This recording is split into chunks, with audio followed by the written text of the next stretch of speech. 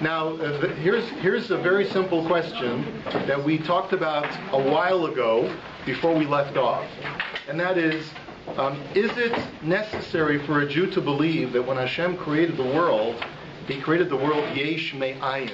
Creatio ex nihilo is the Latin term, that God created the world from nothing. That's really where we left off. Can you be a faithful Jew, a person of deep and committed faith in Hashem and in His Torah, and still not be convinced that when God created our world, there was nothing before He created it, and everything came into being from absolute tohu va'efes, absolute zero? Certainly modern cosmology actually confirms a belief in creatio ex nihilo, creation of yesh me'ayin, because of the theory of the Big Bang says that there was nothing and then there was something. And what we're going to look at today are some different commentaries from the times of Rabbi Halevi, from the Rishonim period, who provide us with some perspective going back 800 years to see how they believed in the creation process that is described in the Torah, and what their assertions were as far as how Hashem created the world. But before we do that, and we may actually have some chavrusa time today, because the Moreh Nevuchim that I have copied for you is in English. And by the way, the reason why we do the KUZARI in English and the Moreh Nevuchim in English is because the original language that these were written in was not Hebrew, it was Arabic. I don't see a benefit necessarily, if the translation is a good translation, I don't see a benefit necessarily in learning the text in Hebrew together with you, because that's a translation anyway. So if we're learning a translation, we might as well use our Mama Lashon and use the English and see what the best that we can cull from instead of breaking our teeth over medieval Hebrew. Okay, so we're going to look at the Ramban first we're going to look at Rabbi Halevi, what he says about yesh me'ayin creation. Then we're going to look at the Ramban, and then we're going to look at the maestro. We're going to look at Maimonides, and we're going to see what he says in the Moreh Nevuchim, which is quite perplexing. Even though the Rambam is the guide for the perplexed, we may become more perplexed after looking at the Rambam. Okay, so let's take a look first at our KUZARI, and we are on page 86.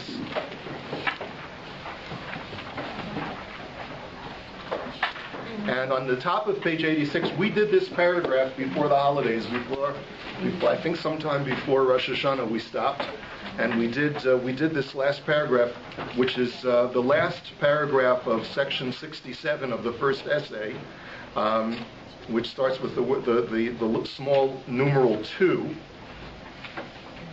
And the Rabbi in this dialogue has just gotten through explaining to the Khazar king that the Torah never obligates us to believe in something that is counterintuitive or illogical. If the Torah tells us something, it is within the realm of acceptable logic, and it has to make sense. The Torah would never ask us to do something which goes against our mind. And therefore, if scientists or philosophers believe one way, and the Torah believes a completely different way, this does not mean that the Torah is going against logic or against philosophy. It just means that there was a fork in the road at one point in the intellectual pursuits of mankind, and the philosophical community or the scientific community turned left where they zigged where they should have zagged, and they took a wrong turn. And it doesn't mean that they are wrong from a logical point of view, or that the Torah is wrong from a logical point of view. Sometimes there are two equally acceptable pathways from an intellectual perspective that one can take to try and explain or provide a theory for all that is. And sometimes we get it right when we just use our mind, and sometimes we get it wrong when we just use our mind. I mean, we have this principle today. Scientists today are still trying to figure out what is called the theory of everything, which is try to find a unified theory to try and reconcile all that we know about subatomic physics. And we still don't have it all right, even after we discovered the God particle, like we spoke about a couple weeks ago in Parshas Bereshis. But the point still is that we don't have a unified theory to explain how you reconcile relativity with quantum physics and all of these other things that seem to be anomalous about our universe. And they come up with different theories about string theory and about this and about alternate dimensions and things like that to try and explain all of the sort of puzzles that exist in physics. And some of them are perfectly logical, but they're still just theories. And Rabbi Yehuda Halevi's position is very simple. Aristotle was a very logical, brilliant thinker, very lucid thinker, and he came up with theories. These theories were never proven. They make a lot of sense. They seem to work when it comes to trying to apply things in a practical world, but that doesn't necessarily mean that the model that he provided is correct. He came to the conclusion that the universe has eternally existed, and therefore there was never such a thing as creation, because he was not encumbered by having to commit himself to a biblical account of world history, because he didn't have a Bible. Aristotle lives in a society which is not committed to biblical text. And so he used his mind alone, and he came up with a theory of how the world exists today, that the world, how all of reality came into existence. And that led him to the conclusion of a steady state theory, I guess we could call that the universe has always existed the way it is. There was never such thing as a creation. Everything has eternally existed, and that's the end of the story. But that doesn't mean that the Torah's account is counterintuitive. It just means that there are two equally logical pathways to choose, both of which can have potential pitfalls, meaning that there are certain logical challenges to both views. Aristotle chose one path. We choose another path because we have a Torah that tells us this is what happened. We have a historical record. And when you have a historical record that is provided to you by the Almighty Himself, then that trumps any logical argument. Okay? So that's basically the presentation of Rabbi Yehuda Halevi. He's not an anti-philosopher in this respect. He has a lot of respect for the thinking of the philosophical community. He says, yeah, they're good guys. They think things through well. They're perfectly logical. But our Torah, the account of our Torah, is just as logical, even though it comes to a completely opposite conclusion. Now, in the last part of this discussion, Rabbi Yehuda Halevi discusses a middle ground position between the Torah's account of creation and the Aristotelian position of an eternally existent universe. And that is what he calls Plato's position, which is what he details in the top of page 86. And I'll just read it because we're going to go off the page in just a minute. And he says, until now, however, I have been addressing only Aristotle's belief in eternal existence. Other philosophers, and this is all in the brackets because it's not actually part of the original text, but sort of we're stooping it in to help bring us to where we want to get to. Other philosophers, while still believing in eternal existence, nevertheless believe that the universe in its current form was shaped from some primordial matter at some point in history. Were a Jew of faith to believe in some primordial matter that God used to create the current universe, and that this primordial matter had been used previously to create other universes as well, this would not constitute a defect of faith. Ultimately, he would still believe that this world had been created at some finite time, and that humankind stemmed from the first people, Adam and Chava. Now, so is it possible that when Hashem created our world, he was working with some materials that already predated our universe or our planet Earth? Yes, it's possible. As a matter of fact, the Mikubalim, the Kabbalists, actually discuss this, and they tell us that we're actually only one in a series of worlds that Hashem created. Rabbeinu Bechaya quotes this quite extensively, and he says that we're the fourth in a series of 7 worlds that Hashem created. And the Tiferes Yisrael, in his Mishnah commentary, which is written in the 19th century, in trying to explain the existence of dinosaur fossils that archaeologists have just begun to unearth during his time, asks the question of how did they get here if they seem to predate the biblical account of how the age of our world. They seem to be much older than 5,770-something years old. And so the Tiferes Yisrael says, well, we know that we're not the first world that Hashem created. Hashem created multiple worlds before us. And the way that one can explain the fossil beds is that when Hashem created our world, there was a pre-existing planet, and Hashem just removed the topsoil, the top part of our planet, and started all over again. But there are fossils embedded within lower strata of the planet, because those are the remnants of the previous worlds that existed on this planet that we call the planet Earth. And so this does not seem, says Rabbi Halevi, to be heresy.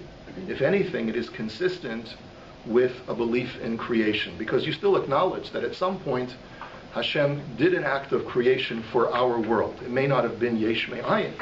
It may not have been from completely nothing, and God may have been working with prior ingredients, but it's still a new creation of the world that we know, the world that we understand as exists. There's a very interesting midrash that says that comments on a Mishnah. The Mishnah says that it's not appropriate for a Jew to discuss publicly what existed before Hashem created the world. And the reason why it's not appropriate is because it almost is an insult to HaKadosh Baruch Hu. Because when you think about a construction site, and you talk about a construction site of a great palace that is being built for a king, were you to suggest that before the palace was built on this site, it was a garbage dump, and if you dig deep enough, you'll find some old garbage from the garbage dump, and this palace was built on top of it. What do they call that in New Jersey? We used to always drive through that. The Kills is the dumping ground that you drive over when you're driving from Pennsylvania to New York. You got to go through a really smelly part of New Jersey. Some people would say that all of New Jersey is smelly, but anyway. Sorry, no offense. But you know what I'm talking about? Where you drive through that smelly part, and you go. It's like right near Staten Island, right? Right. Oh, okay. So imagine for a second that you're building a palace over this huge garbage dump. That you don't want to recall that in the historical record of the king and his palace. And so if this world was really created on top of something that predates us, and there's just like fossil garbage, so to speak, underneath the world as we know it, that's why it's not appropriate to talk about it, because we want to glorify this world as Hashem's creation, and not to drudge up the past and sort of give us an image that there's just like gunk underneath us. But of course, you know that were it not for that gunk that's beneath us, we wouldn't have cars today. We wouldn't have anything that helps fuel all of the machines that we need for modern technology. So when you think about it, HaKadosh Baruch Hu did us a real toiva.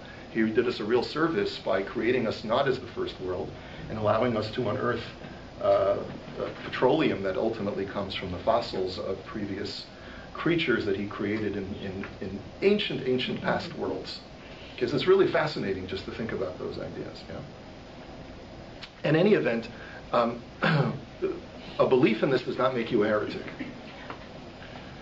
Now, it's altogether possible. It's altogether possible that there's not really a contradiction between the two, because if you've noticed, in this discussion, we very subtly shift between a discussion of a Big Bang, which is bringing all of reality, all of physical reality into existence, not just our planet, versus the creation of what we know as life on planet Earth. And the two are very, very different things. A Big Bang could have taken place, Kriyatio ex nihilo yesh me'ayin, 15 billion years ago. And our world, which we know in human history, only goes back several thousand years, could have been built upon something that had been previously created on just our planet, only, let's say, a few million years ago. So there really is not necessarily a contradiction. We have to distinguish whether we're talking about all of matter coming into existence, which would really be like a Big Bang, that's yesh me'ayin, versus just what comes into existence on the surface of our planet, which only goes back a fraction of time compared to the Big Bang. And therefore that could be not yesh me'ayin. That could be something that God used pre-existent materials from a previous world to build upon and to build what we know as life on this planet. Okay? We're not talking about evolution. It's not part of our discussion today. But at least it's interesting to note the two possibilities. Now, you have in front of you two commentaries that we're going to build upon from Rabbi Yehuda Halevi. And I just use this for the purposes of comparison. We have the two great Rishonim that discuss philosophical issues, especially having to do with cosmology and creation, and they are the Ramban and the Rambam, Nachmanides and Maimonides. And even though Maimonides historically predates the Ramban, the chronology, by the way, is Rabbi Yehuda Halevi dies in 1140. The Rambam dies at like 1203 or 1205. And the Ramban lives into the 13th century, and I think dies about 60 years or 70 years after the Rambam. I don't remember exactly the dates, but first is Rabbi Yehuda Halevi, then the Rambam, and then the Ramban. So that's why you find that the Ramban will many times comment on the writings of the Rambam. But we're going to see the Ramban before we look at the Rambam, because the Ramban incorporates into his discussions Kabbalah as well. And because by that time in the 13th century, Kabbalah is beginning to explode within the Jewish world. The Rambam was a suppressor of Kabbalah, and he purely offers as pure, rational, philosophical Judaism, and the Ramban incorporates both philosophical Judaism and Kabbalistic or mystical Judaism. It comes along the Ramban in his commentary to Parshas Bereshis, in the very first pasuk. We're just going to read a few snippets that are underlined for us here. And the Ramban says, if you have it in your sheet, he says, Ve'ata shema perush hamikra al pshuto nacham uvarur. He says, I'd like you now to listen to the explanation of the text of Bereshis bara Elokim Eisa Shamayim ve'Eisa Aretz, that in the beginning God created heaven and earth. He says, I'm going to tell you the very simple and clear translation of the text. HaKadosh Baruch Hu bara kol hanivraim me'afisa muchletet. God created all that exists from absolute nothingness. Ve'ein etzleinu b'lashon hakodesh b'hotzat hayesh me'ayin ela lashon bara. When we want to, in the Hebrew language, describe a bringing into existence from nothing, a yesh me'ayin kind of bringing into existence, we use the verb bara, bet resh aleph.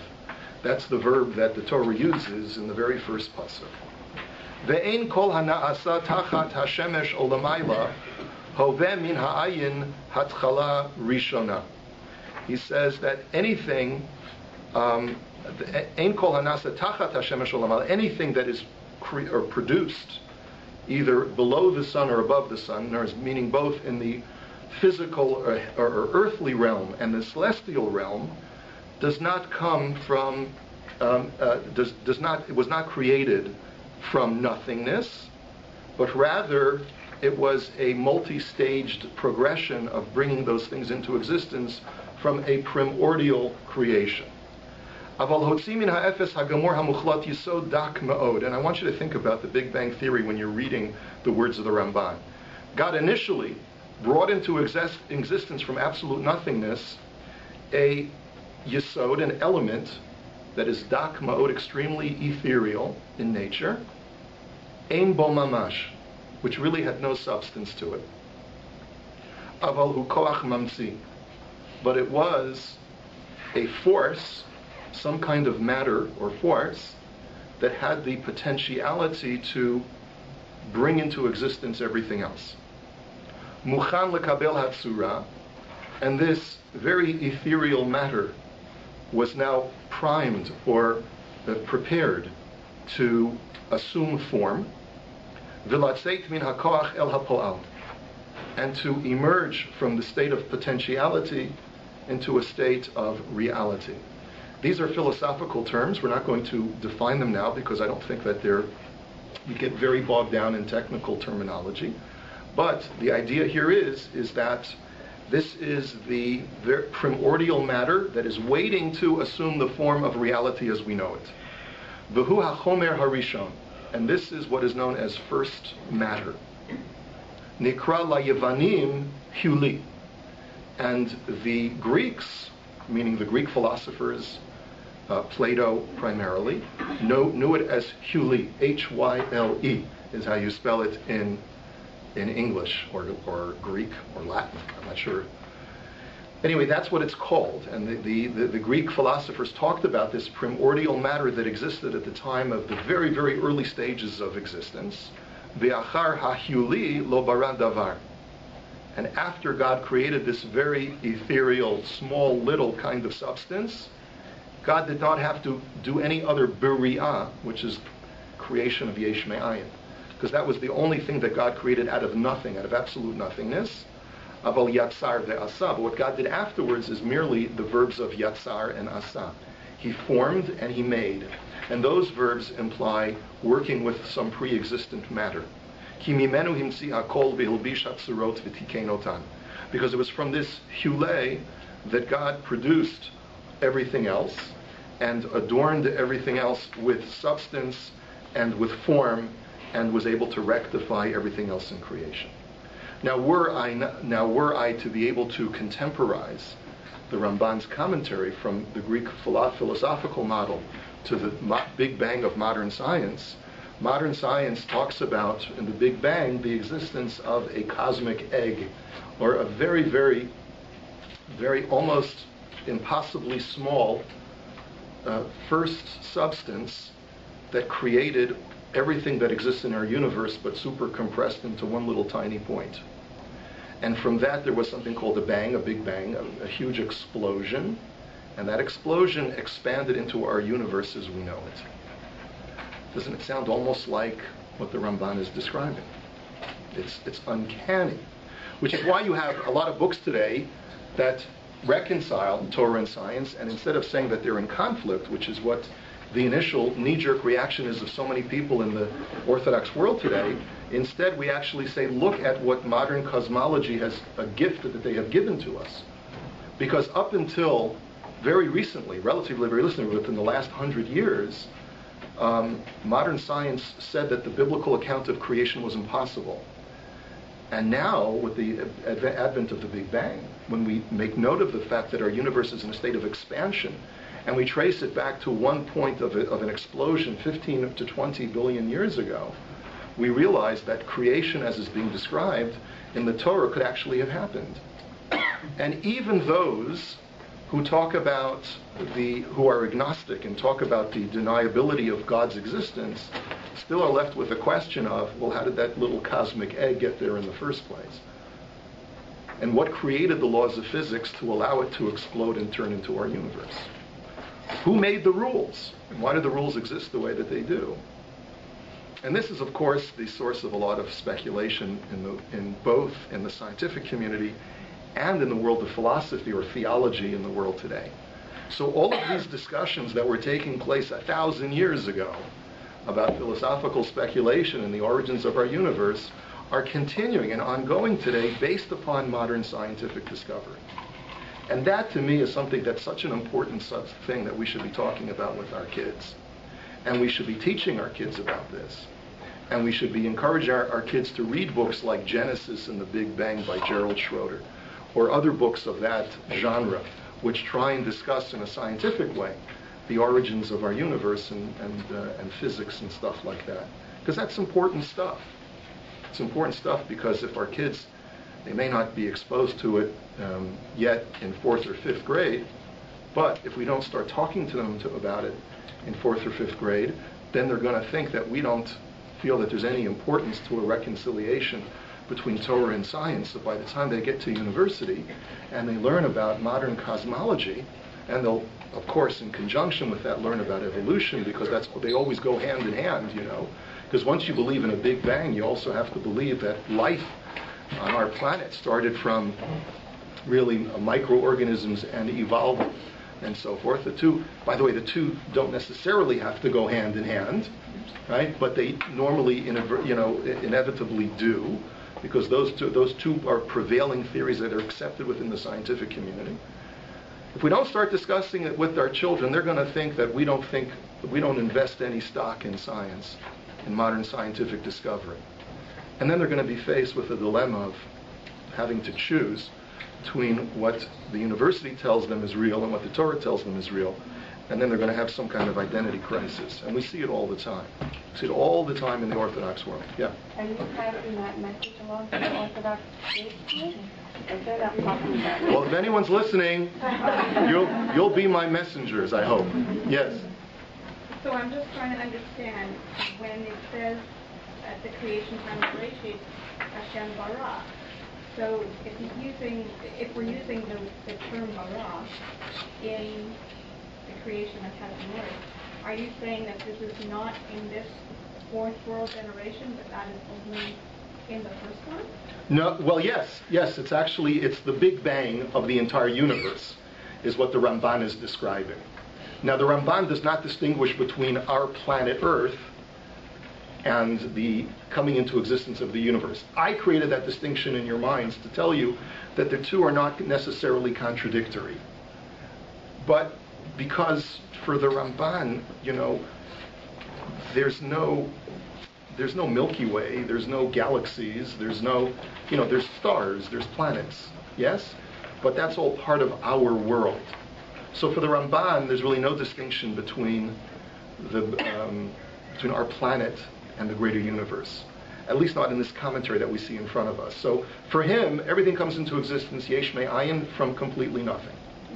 What I'm suggesting to you is that a belief that our world is a part of a series and that God used prior materials from a previous world doesn't necessarily contradict what the Ramban is saying. It just means that the Torah is not describing that. The Torah, according to the Ramban, is describing the Big Bang, or the initial creation of something from nothing. At least in that very first pasuk. Okay? Now, it's time for us to, if we just look at the very last line of our discussion, he says, B'nei b'briya hazot, shehi kinekuda ketana daka ve'en ba mamash, nivru'u kol hanivro'im b'shamayim u'va'aretz. And this sort of confirms, Miriam, what I was just suggesting. He says, this initial cosmic egg, this initial primordial, very, very ethereal and small little piece of creation that God brought into existence, yesh me'ayin, which is like this little tiny dot, which has no real substance. From that little substance was created everything that exists in heaven and earth. You see, that's the last line from that last paragraph that I underlined for you. So you see that this is the way the Ramban is looking at the very first pasuk in Bereshit. It's describing some kind of initial creation from which everything else was created, but he feels it's necessary for us to acknowledge that the Torah is describing a creation of yesh me'ayin. And that for the Ramban is very important. He says that's why the verb bara is used in the first place. Now, we're not going to, yes? Can I ask a question? Maybe we need something like this dot, because we cannot, by definition, understand it. When I'm making salad out of nothing, it's like I have nothing, I made a salad.